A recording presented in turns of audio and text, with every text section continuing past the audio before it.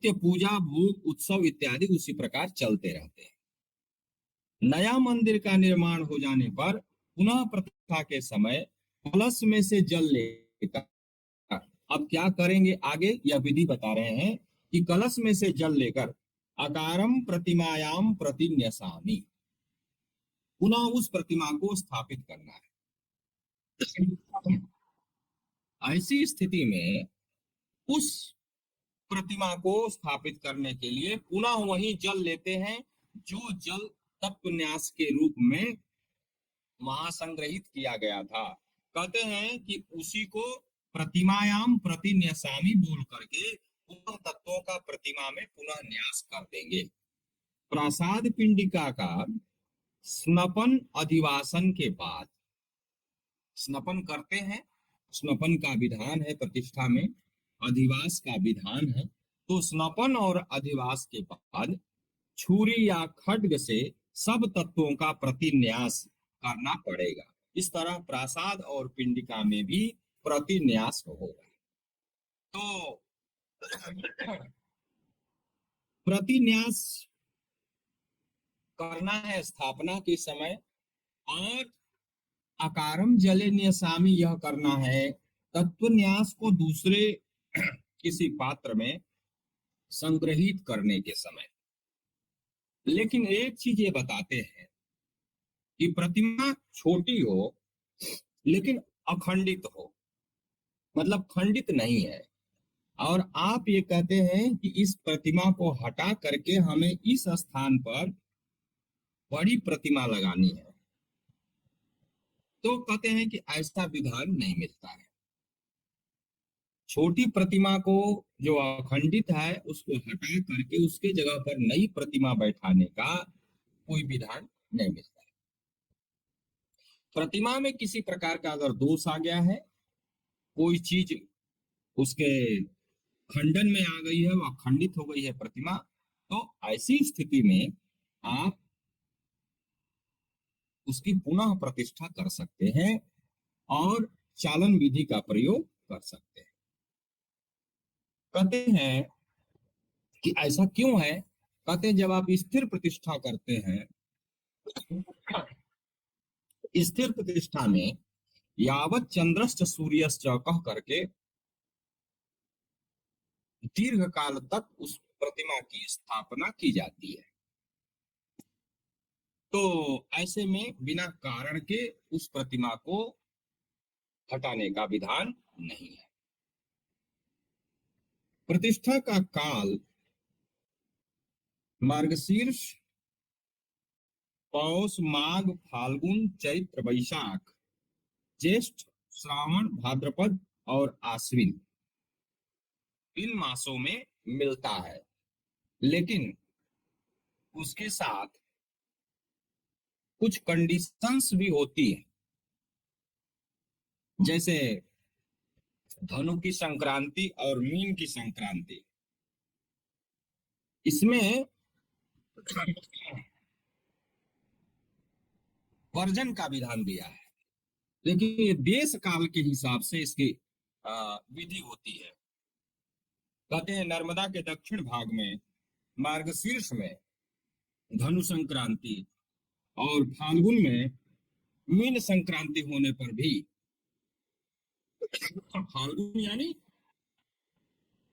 फाल्गुन और चैत्र में मीन की संक्रांति होती है, तो उसमें भी शुभ कार्य किया जा सकता है।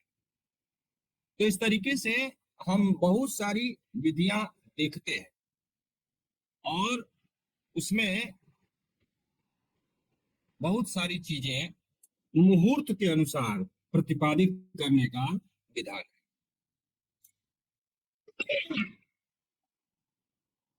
तो देवता के हिसाब से भी यह विधि बतलाई गई है। जैसे विष्णु भगवान के लिए मार्गशीर्ष, चैत्र, श्रावण, आश्विन प्रशस्त बताए गए कुछ पद्धतियों में। भगवान शंकर के लिए मार्गशीर्ष, पौष, माघ, फाल्गुन, वैशाख, ज्येष्ठ, आषाढ़, श्रावण, भाद्रपद, आश्विन, ये मास उत्तम बताए गए। देवी की प्रतिष्ठा में आश्विन को उत्तम बताया गया है, उत्तरायण सर्वश्रेष्ठ कहा गया है। फिर भी दक्षिणायन में मातृ, भैरव, वराह, नृसिंह इत्यादि की प्रतिष्ठा की जा सकती। आज इतनी ही चर्चा करेंगे और आज मुझे विशेष करके चालन विधि के ऊपर चर्चा करनी थी,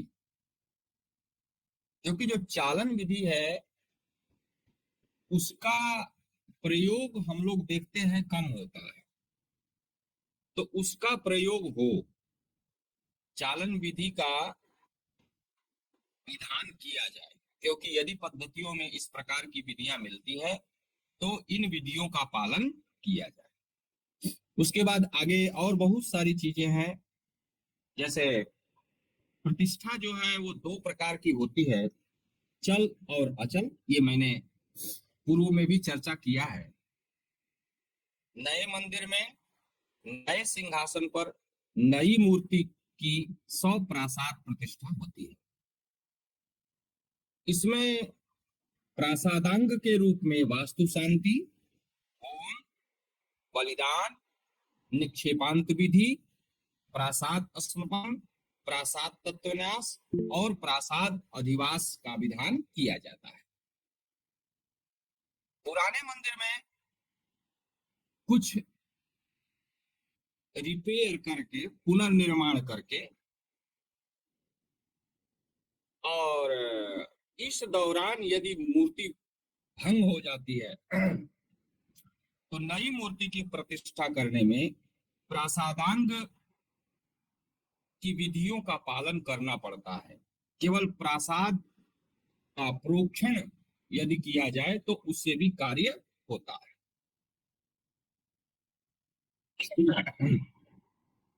प्रासाद भंग हो जाने पर उस मंदिर को नया बनाना हो,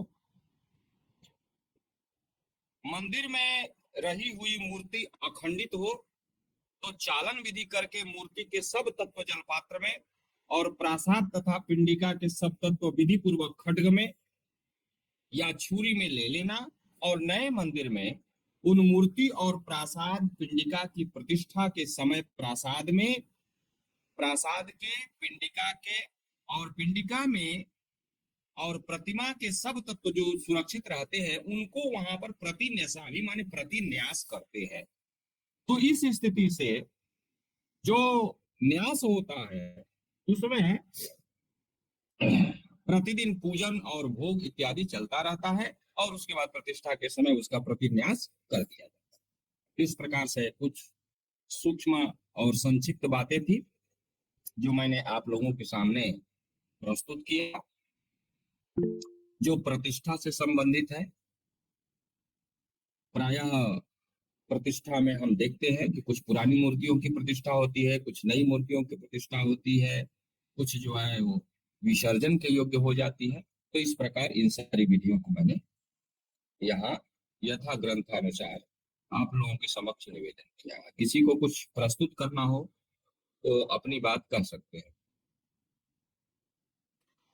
गुरु जी प्रणाम। हाँ प्रणाम। गुरु जी एक हमारे साथ वाकया हुई घटी। गुरु जी जैसे कान्हा जी को लोग रखते हैं घर, तो उनको नेत्र मतलब शायद बाहर से लगाने के लिए भी आते हैं और जुड़े हुए भी रहते हैं। तो उस हाँ सिचुएशन में अगर गलती से गिर जाता है तो क्या करना चाहिए? देखिए, नेत्र की दो स्थिति है। एक तो मूर्ति में स्वयं नेत्र होता है, जी तो मूर्ति का नेत्र यदि भंग हो गया है ना, तो जी फिर उसके जी तो जी लगाने की विधि नहीं है। लेकिन मूर्ति में अगर बाद से नेत्र लगाया गया है तो उस नेत्र के जी जी भंग हो जाने पर वह नेत्र लगाया जा सकता है, उसमें कोई दिक्कत नहीं है ना, क्योंकि उसमें जी आया था वो मध्यमांग में आ जाता है। एक बार जी आप जी देखे होंगे नेत्र का वर्णन मैंने उत्तमांग में किया और एक बार मैंने जी जी जी मध्यमांग में। तो जो मध्यमांग में किया, मध्यमांग में जीर्णोद्धार विधि से उसको लगाया जा सकता है, लेकिन उत्तमांग में जो किया उसमें जो है वो लगाया नहीं जा सकता, वो विसर्जन का हेतु बन जाएगा मूर्ति का। जी। और कोई? सर नमस्कार सर। हाँ सर, सर नमस्कार जी। एक मेरा भी प्रश्न है सर, इसी से संबंधित है। मेरे गांव में एक हनुमान जी का मंदिर है, तो वो मंदिर पहले पहले जो मूर्ति है मंदिर में वो कलर किया हुआ था जहाँ जहाँ आवश्यकता थी उसके हिसाब से, जैसे होंठ वगैरह लाल थे और बाल वगैरह बने हुए थे सब। तो जी लेकिन वो क्या हुआ कि लोगों ने पिछले साल उसकी पूजा कर रहे थे, कुछ केमिकल से लोगों ने सोचा कि सफाई कर रहे हैं, क्योंकि लोगों ने कुछ गंदा कर दिया था, काफी चढ़ावा वढ़ावा लोग लगाकर पूरा। तो लोगों ने सफाई करने की कोशिश की और सफाई करने की प्रक्रिया में वो कलर हट गया, डिस्कलर हो गया है। तो हाँ उसको हाँ तो हम कलर करवा सकते हैं ना, वो खंडित नहीं है लेकिन डिस्कलर हो गया है। हाँ, वो करा सकते हैं, मूर्तिकार को बुला करके जी वो कलर कराया जा सकता है, कोई दिक्कत नहीं। जी जी जी। जी कराया जा सकता धन्यवाद। मुझे प्रणाम। 40 गुरुजी, अब हम मुझे भी एक शास्त्र सवाल के पूछना है। शास्त्र है। हाँ के जी माध्यम प्रणाम से ये जान सकते हैं कि जो प्रतिष्ठा की गई है वो मतलब हुई है कि नहीं, ऐसा भी कुछ हमारे पास विधान है ये जानने का कि जो मूर्ति प्रतिष्ठा हुई है वो वास्तव में उसमें प्राण प्रतिष्ठा हो पाई है या नहीं हो पाई है, क्या उसके कुछ लक्षण शास्त्र में बताए गए? देखिए ऐसा तो कोई विधान नहीं है। जो प्रतिष्ठा किया है, जो यजमान होगा और जो पुरोहित होगा, जो कौन सी विधि का पालन किया है, तो यह तो उसी के, अब ऐसे दूसरा कोई कैसे बता सकता है। मतलब अगर हम स्वयं भी जानना चाहें, अगर हमने प्रतिष्ठा की है और हम ये जानना चाहें कि वहाँ पे एक त्रुटि तो नहीं रह गई है, कोई गलती तो नहीं हुई है, प्रतिष्ठा हो गई या नहीं हो गई, इसके बारे में मतलब हम कैसे सुनिश्चित करेंगे? तत्संबंधी आचार्य से संपर्क करेंगे, उसमें क्या क्या किया गया और वो सारी विधि बतला देंगे। अगर समस्त विधियां वहां प्रतिपादित हुई हैं तो वह प्रतिष्ठित है, क्योंकि यह अलौकिक कृत्य है ना। जी प्रत्यक्षेणानुमित्या वा यस्तु उपायो न बुध्यते। प्रत्यक्ष और अनुमान से जिसका उपाय प्राप्त नहीं होता है, वेद उस उपाय को अलौकिक उपाय के अंतर्गत बताता है। तो जी यह जो है वो प्रत्यक्ष और अनुमान से ज्ञात नहीं होगा, यह जो है अलौकिक उपाय के अंतर्गत आएगा, क्योंकि मंत्रों का इसमें प्रयोग हुआ है। तो तत्संबंध में जो संस्थापक आचार्य हैं वही बता सकते हैं कि क्या किया है क्या नहीं किया है, तदनुरूप ही निर्णय किया जा सकता है। जी जी बताएं अशोक सर। गुरुदेव गुरुदेव मेरा प्रणाम। गुरुदेव, मेरा भी एक सवाल है ना गुरुजी। हाँ, मजाक से। बताएं। गुरुदेव, ऐसा है कि अभी आपने कहा कि मंदिर अगर जीर्ण अवस्था में है और उसको हम बदल रहे हैं और वहां से मूर्तियों को हटा करके और जो आपने विधि बताई उसके आधार पे, तो उसका जो भी तत्व है वो हम जल में ले लेते हैं, तो उसके बाद पूजा हम जल की करेंगे या मूर्तियों की करेंगे? नहीं, पूजा तो मूर्तियों की करेंगे, लेकिन वो जल तत्व भी उनके आगे रहेगा। मतलब हमने कहा कि वो कलश में या किसी पात्र में वो रख करके और उसके हम्म। ऊपर जो है कपड़ा से ढक करके और उसका नाम लिख दिया जाएगा उस मूर्ति का। तो जी जी। इस पूजन के समय वो मूर्ति और वो पात्र दोनों एक स्थान में जहां भी जगह होगा वहां रहेंगे। बाद में जब हाँ, हम फिर दूसरा। से प्रतिष्ठित करना शुरू करेंगे तो हम जी जी। मूर्ति को जब वहां ले जाएंगे तो पुनः उनके तत्व को उनके मतलब मूर्ति में अंदर समाहित कर प्रतिस्थापित। देंगे। हाँ हाँ, लेकिन गुरु जी, आपने कहा कि एक प्रोक्षणी पात्र में थोड़ा सा जल लेना है। अगर मान लो साल भर मंदिर बना तो वो जल तो वाष्पीकरण के उड़ जाएगा, इसलिए उस पात्र में बहुत सारा जल भर के रखना चाहिए। समस्या नहीं हो जाएगी? नहीं नहीं, एक आचमनी का जल जो है वो एक देवता के लिए है। हाँ, तो ठीक है। वो जो बर्तन है उसका उसमें ज्यादा जल रख लें और उसमें वो आचमनी का जल तत्व लेकर के और उसमें डाल के रखें कि पानी भी खत्म ना हो। साल भर अगर मान लो कंस्ट्रक्शन चल रही है तो दिक्कत नहीं हो जाएगी? नहीं, आचमनी का जल ताम्र में रहेगा तो वो भी उड़ जाएगा क्या। हाँ, उड़ जाएगा गुरुदेव, उड़ जाता है। अच्छा, तो अधिक जल रख सकते हैं, उसमें कोई दिक्कत नहीं है। ठीक हाँ कहा है हाँ आपने। हाँ। जी गुरु आपने जी। ये ठीक कहा, लेकिन अधिक जल रख सकते हैं, इसमें कोई निषेध नहीं किया है ना। ठीक, तो ठीक है गुरु जी। वहां पर मतलब जल रहना चाहिए, सूखना नहीं चाहिए, ये तो जी विधि कहती है। जी। तो जी अब गुरु जी। जितना समय लगेगा उतने समय तक के लिए मतलब उस प्रकार आचार्य जो है वो सुनिश्चित करें, है ना, जल रहना आवश्यक है। जी जी। जी ठीक ठीक। जी गुरु जी। गुरुजी बहुत प्रणाम बहुत गुरुजी। धन्यवाद। और भैया प्रणाम। आप पिताजी कुछ थोड़ा पूछ रहे हैं, थोड़ा कुछ जी ये बताइए। पूछ रहे हैं कि तत्व का अर्थ क्या है, अर्थ के बारे में पूछ रहे हैं। प्रतिष्ठा जब करेंगे, देवता की प्रतिष्ठा जब होती है तो उस समय बहुत जी सारे न्यास होते हैं। जी। प्रतिष्ठा विधि जो भी आप देखेंगे तो उसमें न्यास होता है। न्यास बड़ा मुख्य कर्म होता है, जो अधिवास इत्यादि के बाद शुरू होता है। तो जैसे शस्त्र न्यास है, आयुध न्यास है, सुप्त न्यास है, इसी प्रकार से तत्व न्यास भी होता है। तो जी तत्व न्यास किसी भी प्रतिष्ठा का प्राण तत्व होता है उसके अंतर्गत हम उस मूर्ति में उन तत्वों का प्रवेश कराते हैं। तो उस जी तत्व न्यास को हम किसी पात्र में स्थापित कर लेते हैं और बाद में फिर उन तत्वों को पुनः उस मंदिर में या पुनः उस मूर्ति में उस प्रतिष्ठा के द्वारा वहां स्थापित करते हैं। इसी विधि का नाम चालन विधि है ना। जी तो जी चालक विधि तो है, स्पष्ट तो ये रूप से पूछ दिया रहे गया। थे कि तत्व का अर्थ क्या है। तत्व तो सभी प्राण तत्व। जानते हैं, तत्व का अर्थ हाँ, मूल है। जो मूल चीजें हैं वो जी तत्व के अंतर्गत आती हैं, जी है जी ना। मैं तो प्रभु जी पिताजी को ये बता रहा था तत्व के तौर पे कि ये मतलब शक्तियां जो होती हैं वो तत्व के तौर पे बता रहा था, तत्व के हाँ तौर वही पे। चीज है। ठीक, आप ठीक हाँ बता रहे शक्तियां। थे। हाँ तत्व का जी जी मतलब मूल मूल चीजें होती हैं। तो मूल क्या जी है? मूल तो वही है जो प्राण शक्ति, हाँ जो शक्तियां प्राण शक्तियां, हाँ हाँ जो प्राण जी शक्ति है, मूल शक्ति है, वो जी सारी जी मूल शक्ति तत्व के रूप में कहते नहीं इसका तत्व खत्म हो गया। तो जी तत्व जी खत्म जी हो गया मतलब उसकी जो शक्ति है या उसमें जो ऊर्जा है वह जो है ये तो वो है समाप्त गई हो शक्ति छीन रह जाती है, हाँ वही क्षीण हो चीज। जाती है ना। जी जी जी जी प्रणाम प्रभु जी प्रणाम। प्रणाम प्रणाम। अच्छा, गुरुदेव एक प्रश्न नमस्कार। और है। आपने अभी बताया कि प्रतिष्ठा की प्रकरण में कि इसके मास, प्रशस्त मास कौन कौन से होते हैं। तो अगर हम कोई भी कर्म कांड कर रहे हैं तो हम्म। उसमें मुहूर्त का कितना महत्व होता है? अगर मान लीजिए मुहूर्त में दोष हो गया और लेकिन विधि जो है वो अच्छे से की गई है, तो क्या वो कर्म सफल माना जाएगा या निष्फल माना जाएगा? मुहूर्त का कितना महत्व है उसमें? देखिए विधि तो अच्छे से करना ही है, लेकिन अगर शुभ मुहूर्त में वो विधि होती है तो वह पूर्ण फलदायी होती है। इसलिए जी मुहूर्त का विचार तो जरूर ही करना है, जी क्योंकि मुहूर्त का विचार यदि नहीं करेंगे तो विधि का पालन तो करेंगे लेकिन उसके उसमें जो फल प्राप्ति है उस फल प्राप्ति में न्यूनता हो जाएगी। इसलिए दोनों चीजें देखना है। केवल न्यूनता होती है गुरु जी, या फिर मतलब वो कर्म विफल भी हो सकता है?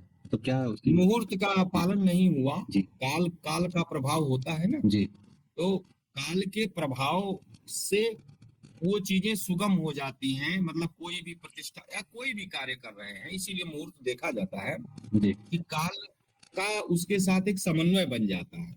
जी ऐसे मुहूर्त अभाव में काल के साथ उसका समन्वय नहीं होता। तो विधि तो प्रतिपादित हो जाती है, लेकिन जो चीजें निगेटिव रह जाती हैं उन चीजों का असर उस कृत्य पर पड़ने लगता है ना। जी जैसे आप विवाह कर रहे हैं और विवाह जो है वो विधि के अनुसार आप खूब ठीक से कर रहे हैं, लेकिन मुहूर्त आदि का अभाव है। तो जी मुहूर्त का अभाव है तो उसका पूरा फल उसको सुख कैसे मिलेगा? कुछ ना कुछ तो उसके लिए माइनस भी होगा। इसीलिए मुहूर्त का विचार है। मुहूर्त में अगर करेगा तो वो विधि जो है वो उसको पूर्ण फल प्रदान करवाएगी, और नहीं तो काल का प्रभाव उसके ऊपर पड़ेगा।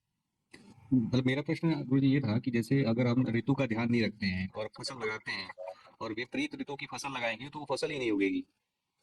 चाहे हम कितनी भी विधि से उसको लगाने वाला कृषक जो है वो कितना भी अनुभवी हो, उत्तम क्षेत्र हो, उत्तम बीज हो, लेकिन अगर काल न हो, ऐसा मूर्ति ग्रंथों में दिया रहता है कि अगर काल विपरीत है तो वो फसल तैयार ही नहीं होगी, वो नष्ट हो जाएगी वो।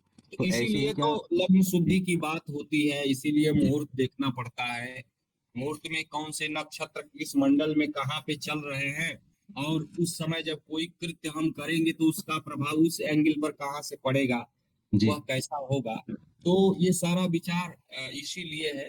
तो इसका विचार तो किया ही तो, जाता है। तो उस और विधि को हम फिर दोबारा मुहूर्त देख के करना चाहिए? मतलब मेरा प्रश्न ये है कि जैसे हमको ज्ञान नहीं था और हमने गलत मुहूर्त में कोई विधि कर दी, अब हमें किसी माध्यम से पता चला कि ये आपने गलत मुहूर्त में कर दिया है, तो हमें क्या करना चाहिए? दोबारा से सही मुहूर्त में उसको करना चाहिए? नहीं, अब फिर दोबारा से का उसमें विधान नहीं है। अब एक जी बार आपने कर दिया, जी पूजन पाठ शुरू हो गया, प्रतिष्ठा आपने कर दिया, तो अब जी आप जीर्णोद्धार के कारण के अंतर्गत कोई कारण बनेगा तभी आप उसको हटाएंगे।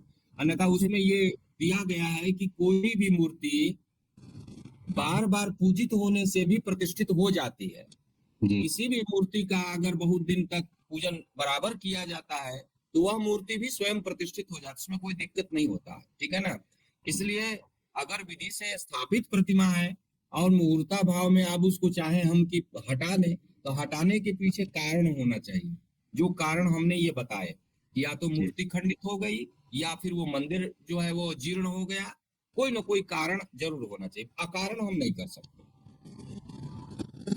अर्ध निर्मित मंदिर में भी हम गुरुदेव प्रतिष्ठा कर सकते हैं आचार्य जी? हैं? अर्ध निर्मित मंदिर में भी हम प्रतिष्ठा कर सकते हैं, क्योंकि अभी आपने बताया कि जो शिखर है वो उसका जो है उत्तमांग है और वो शिखा माना गया है, तो देखिए, ऐसा हो सकता है? अभी मुझे कुछ बातें इसमें और करनी थी। जी गुरुजी, ठीक है, अर्ध ठीक है, अब सुन निर्मित के। का मंदिर का मतलब मंदिर की प्रतिष्ठा अलग है जी और मूर्ति की प्रतिष्ठा अलग है, जी शिखर की प्रतिष्ठा अलग है। जी ठीक है, तो जब आप प्रतिष्ठा करने चलते हैं तो आप मूर्ति की प्रतिष्ठा कर रहे हैं, तो मूर्ति की प्रतिष्ठा कर रहे हैं तो ठीक है, मंदिर की बाद में करेंगे, जी है ना? तो आप कर क्या रहे हैं ये आपको पहले सुनिश्चित करना है। जी शिखर की प्रतिष्ठा कर रहे हैं, मंदिर की प्रतिष्ठा कर रहे हैं, मूर्ति की प्रतिष्ठा कर रहे हैं, तीनों की प्रतिष्ठा कर रहे हैं, या फिर केवल मूर्ति की प्रतिष्ठा कर रहे हैं। अभी प्रासाद की प्रतिष्ठा बाद में करेंगे, अभी शिखर की प्रतिष्ठा बाद में करेंगे, तो ये संभव है। वो कर्ता के ऊपर, उसकी सामर्थ्य के ऊपर, उसकी शक्ति के ऊपर होता है, इसमें कोई वो नहीं है। लेकिन अब जो कंडीशन हो उसके हिसाब से आप कर सकते हैं। तीनों का शास्त्र गुरुदेव ज्ञान है कि हम तीनों को अलग अलग कर सकते हैं, ऐसा जरूरी नहीं है कि तीनों एक साथ किए जाएं। हाँ, तीनों अलग अलग भी हो सकते हैं, प्रणाम। गुरुदेव एक प्रणाम। साथ भी हो सकते हैं, अलग अलग भी हो सकते हैं, कोई दिक्कत नहीं। गुरुदेव नरेश बोल रहा हूँ। गुरुदेव प्रणाम। जी बताइए। गुरुदेव मैं ये पूछ रहा था, जैसे वो पहले जो न्यास हो चुके थे मूर्ति में, हाँ जैसे वेद, चारों वेद के हैं, ऋतुओं के हैं, महीनों के, तो अब ये जो चालन विधि करेंगे तो उसमें केवल चालन से ही काम चल जाएगा, वो सारी ही प्रक्रिया निभाना नहीं, वो पड़ेगा सारे गुरुदेव? न्यास होंगे, लेकिन चालन ठीक है विधि का इस प्रकार से न्यास होगा। ठीक है गुरुदेव। बाकी तो यह जो सारे होंगे। जो प्रतिष्ठा में वास अधिवास सब वही चलेंगे गुरुदेव से? हाँ, वो सब होंगे, स्नपन ठीक है अधिवास गुरुदेव, वगैरह होंगे, उसमें कोई दिक्कत नहीं। ठीक है गुरुदेव। रथ यात्रा भी गुरुदेव। गुरुजी एक तो सवाल है, गुरुजी 40 एक मिनट सवाल और है में गुरुदेव। हाँ भाई, जी जी बताएं। गुरुजी ये राम मंदिर की जो गुरुदेव ऐसा प्रतिष्ठा है हुई कि है, वो आपके हिसाब से वो मुहूर्त सही था या नहीं था गुरुजी? नहीं ठीक है, कोई दिक्कत नहीं। बहुत सुंदर मुहूर्त था वो गुरुदेव। हाँ ऐसा एक सवाल और है, ऐसा था कि हमारे यहाँ ना घर के बराबर में है ना एक द्वारका एक्सप्रेस वे बना है, जहाँ पर एक मंदिर था भगवान शिव जी का, तो वो मंदिर खंडित हुआ था, तो वहां से हमने शिव परिवार पूरा जो है उसका पूजन विधान करके उसको हटा दिया वहां से। हाँ और जब हम अपने मंदिर में उसकी प्रतिष्ठा करने लगे, जब हमने नया मंदिर बनाया था, तो उसमें क्या हुआ कि सभी मूर्तियां तो नवीन थी, उसमें भगवान शिव की जो मूर्ति थी वो पुरानी थी, तो उसका कलर खराब हो गया था। तो वो हमने नहीं की उसकी प्रतिष्ठा, और वो अभी भी हमारे मंदिर में रखी हुई है कपड़े से ढक करके, तो उसका क्या किया जाए? क्या हम उसको दोबारा दे करके उसको रंग रूप अच्छा करवा सकते हैं, या कहीं पानी में प्रवाहित करें? क्या करें गुरुदेव, इस बारे में भी यदि थोड़ा सा यदि मार्गदर्शन। उसमें उसमें कोई विकृति नहीं आई है, आप पहले निरीक्षण कर लीजिए। विकल्प तो यदि कोई नहीं है विकृति गुरुदेव, नहीं उसमें आई है, जैसे उसमें भंग नहीं हुआ है, टूट फूट नहीं हुआ है, तो आप उसकी पुनः प्रतिष्ठा करा सकते हैं। यदि किसी और विकृति मंदिर आई में है करा तो सकते आप हैं, उसका विसर्जन कर सकते हैं। नहीं उसमें कोई कमी नहीं है, न अंग भंग नहीं है, सिर्फ उसका रंग रूप जो है वो थोड़ा सा पुनः फीका प्रतिष्ठा पड़ गया उसकी है, की जा नवीन। सकती है, कोई दिक्कत नहीं। कहीं भी करा सकते हैं। हाँ हाँ, जी पुनः गुरुदेव, प्रतिष्ठा उनकी की जा सकती है, कोई दिक्कत नहीं। ठीक है गुरुदेव। अंग भंग हुआ हो, कहीं टूटा फूटा हो, आप उसको देख लीजिए, तो उस मूर्ति का विसर्जन होगा। ठीक है। नहीं टूटी हुई नहीं है गुरुदेव, ऐसे कैसे है? हाँ गुरुदेव विसर्जन में केवल जल में ही करना चाहिए कि मिट्टी में दबा सकते हैं? यदि जल का अभाव हो तो मिट्टी में दबा सकते हैं? हाँ हाँ, मिट्टी में भी विधि है, और जल में विसर्जन की भी विधि है ना? तो ये सारी जैसे विधियां हैं। और काष्ठ जल काष्ठ जल की का अगर अभाव हो तो प्रतिमा है तो उसका मिट्टी दाह में का भी दबाया जा नियम है। सकता है? हम्म, मिट्टी में दबाया जा सकता है ना? हाँ हाँ, मिट्टी में आप उसको स्थान दे सकते हैं, कोई दिक्कत ठीक है। नहीं। जहाँ पर संभव नहीं है वहां पर ऐसी स्थिति हो सकती है, कोई दिक्कत जी नहीं। तो ठीक है, आज इतना ही। प्रणाम गुरुदेव, बहुत बहुत सभी लोगों धन्यवाद। को नमस्कार, शुभ रात्रि। प्रणाम गुरुदेव। प्रणाम।